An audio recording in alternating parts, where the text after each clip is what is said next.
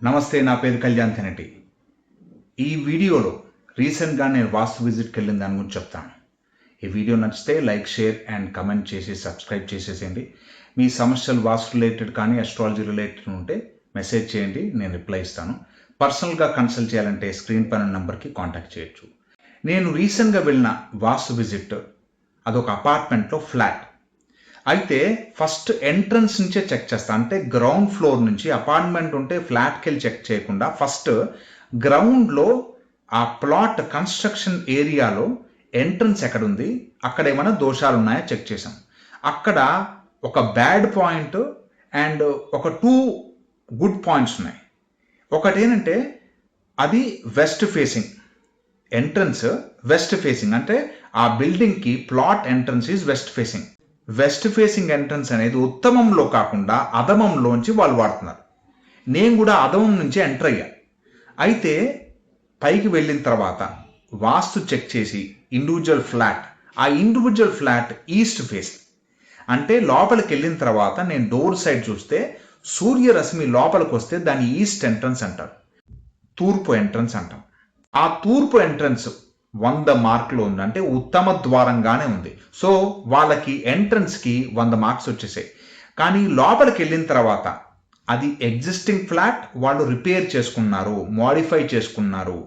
So లోపలికి వెళ్ళిన తర్వాత బిగ్గెస్ట్ ఛాలెంజ్ కనిపించింది ఏంటంటే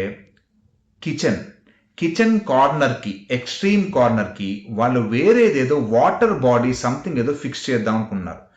extreme corner of east corner ఏది ఉందో అటు సైడ్ వాటర్ ఉండకూడదు అని చెప్పి దానివల్ల వాళ్ళకి ఇబ్బందిగా ఉన్నా సరే అటు సైడ్ వాటర్ డ్రాప్ కూడా పడకూడదు అని స్పెసిఫిక్గా ఈ కార్నర్ అని చెప్తాను. అక్కడ వాషింగ్ మెషిన్ కానీ, చిన్న ట్యాప్ హ్యాండ్ వాష్ చేసేది కానీ, డిష్ వాషర్ కానీ అలాంటివి ఏవి వాటర్ ఎలిమెంట్ లేకుండా ఉండే బాధ్యతకి వాళ్ళని రెస్పాన్సిబిలిటీ చేసి చెప్పాను.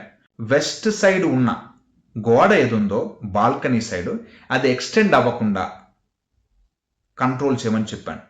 అది కాకుండా చాలా మేజర్ పాయింట్స్ దానిలో కవర్ చేశాం. హెల్త్ ఇష్యూస్ ఎక్కువ అవుతుంటాయి, వాళ్ళకి యాక్షన్స్ ఎక్కువ అవుతుంటాయి, ఛాలెంజెస్ వస్తుంటాయి. సో దాని రిలేటెడ్ కొన్ని పాయింట్స్ చెప్పొచ్చా.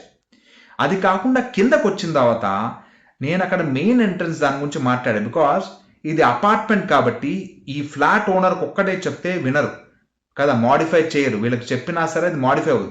కానీ అదృష్టం ఏంటంటే అక్కడ మొత్తం వెస్ట్ సైడే 4 ఎంట్రన్స్ ఉన్నాయి.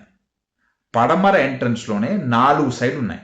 అంటే 4 అంటే ఉత్తమము, మధ్యమంలో 2, అధమంలో 1 ఉంది. అయితే నన్ను ఎవరు కన్సల్ట్ చేశారో వాళ్ళకి నేను రిక్వెస్టింగ్గా మంచిగా చెప్పింది ఏంటంటే అధమాన్ని వదిలేసేయండి, అధమాన్ని క్లోజ్ చేసేసేయండి. మీరు ఒకవేళ మీటింగ్ ఉంటే నన్ను మాట్లాడమని మాట్లాడతాను. ఇది చాలా అందరికీ బెనిఫిట్ అవుతుంది. ఉత్తమము మ్యాక్సిమం వాడండి. అక్కడ అధమం ఎంత స్పేస్ ఉందో ఉత్తమము కూడా అంతే స్పేస్ ఉంది. లక్ష్మి కటాక్షం ఉంటుంది, తర్వాత పేరు ప్రతిష్టలు వస్తాయి. వాళ్ళు ఉన్న అపార్ట్మెంట్లో మెయిన్ ఎంట్రన్స్ అనేది అధమంలో ఉంది కాబట్టి వాళ్ళకి మనీ అనేది ఫ్లో తగ్గిపోతుంది, ఆర్థికంగా ఇబ్బందులు ఎదురవుతారు, వర్క్స్ అన్ని స్లోగా అవుతుంటాయి, ఛాలెంజెస్ ఫేస్ చేస్తూ ఉంటారు.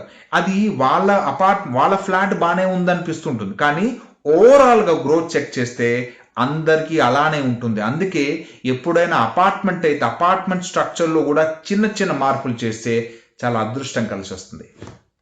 స్వస్తి.